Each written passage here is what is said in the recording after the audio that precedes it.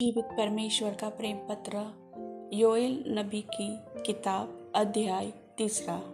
क्योंकि सुनो, जिन दिनों में और जिस समय मैं यहूदा और यरूशलेम वासियों को बंधुआई से लौटा ले आऊंगा, उस समय मैं सब जातियों को इकट्ठा करके यहोशापात की तराई में ले जाऊंगा और वहां उनके साथ अपनी प्रजा अर्थात अपने निज भाग इज़राइल के विषय में, जिसे उन्होंने जाति जाति में तितर बितर करके मेरे देश को बांट लिया है, उनसे मुकदमा लड़ूंगा।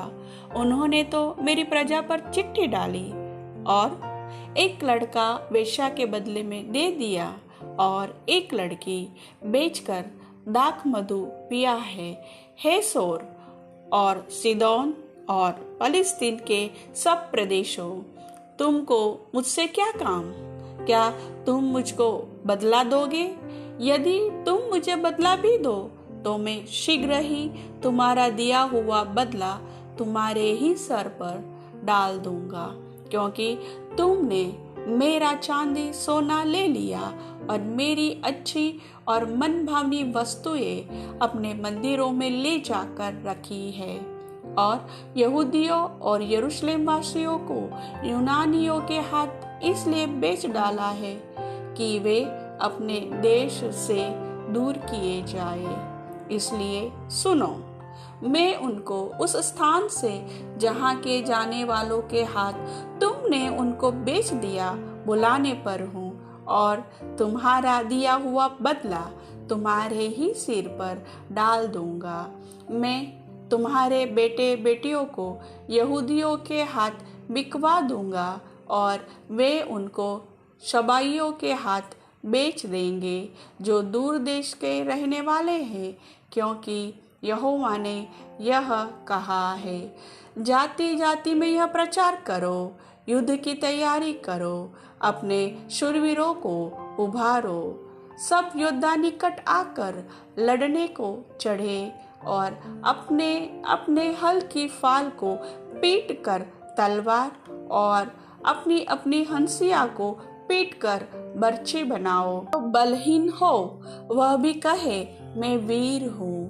हे चारों ओर के जाति जाति के लोगों, फुर्ती करके आओ और इकट्ठे हो जाओ।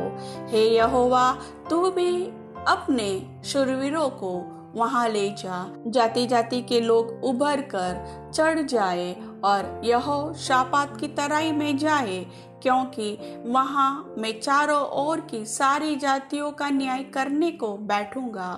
हंसुआ लगाओ, क्योंकि खेत पक गया है। आओ दाख रौंदो, क्योंकि होज भर गया है। रस कुंड उमड़ने लगे, क्योंकि उनकी बुराई बहुत बड़ी है।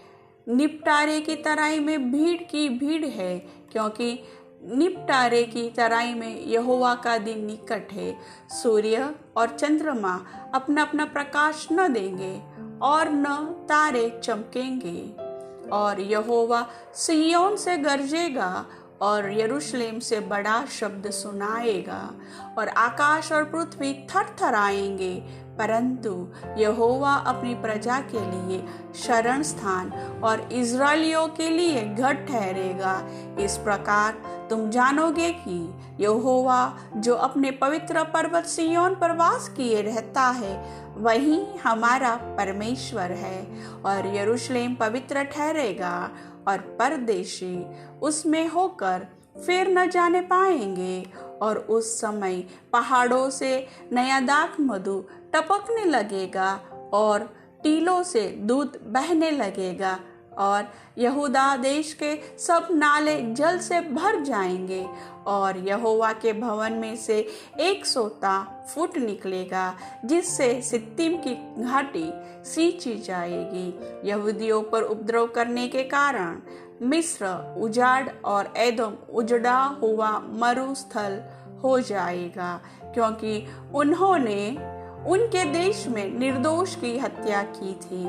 परंतु यहूदा सर्वदा और यरूशलेम पीढ़ी पीढ़ी तक बना रहेगा, क्योंकि उनका खून जो अब तक मैंने पवित्र नहीं ठहराया था, उसे अब पवित्र ठहराऊंगा, क्योंकि यहोवा सिय्योन में निवास किए रहता है।